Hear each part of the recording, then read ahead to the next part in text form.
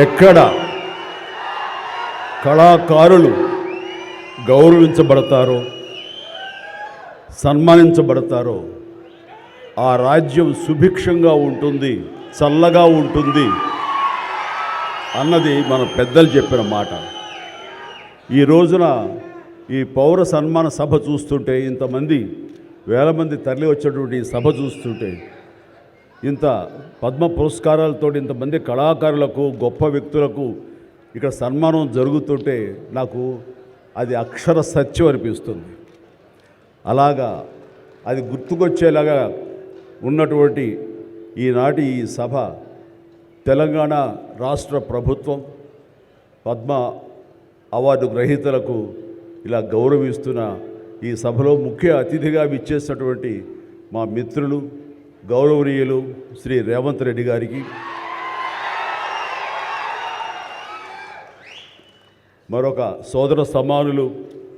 ఉప ముఖ్యమంత్రి బట్టి విక్రమార్క గారికి, ఈనాటి ఈ సభాధ్యక్షులు జూపల్లి కృష్ణారావు గారికి, మా సినిమాటోగ్రఫీ మినిస్టర్ కోమటిరెడ్డి వెంకటరెడ్డి గారికి, మరొక మిత్రులు మంత్రివర్యులు పొంగులేటి సుధాకర్ గారికి,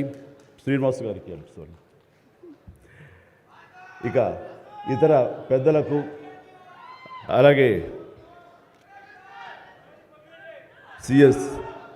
చీఫ్ సెక్రటరీ శాంతకుమార్ గారికి, ఇతర అధికారులకు, ముఖ్యంగా ఈ సభ ఇంత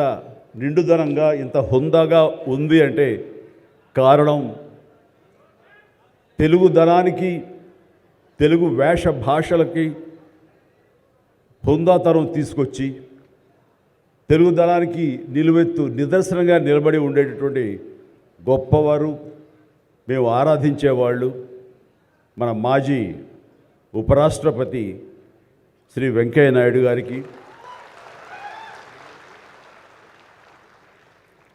ఇక్కడ విచ్చేసేటువంటి ఆహ్వానితులకు, కళాభిమానులకు, సినీ అభిమానులకు, నా అభిమానులకు అందరికీ హృదయపూర్వక నమస్కారాలు తెలియజేసుకుంటాను.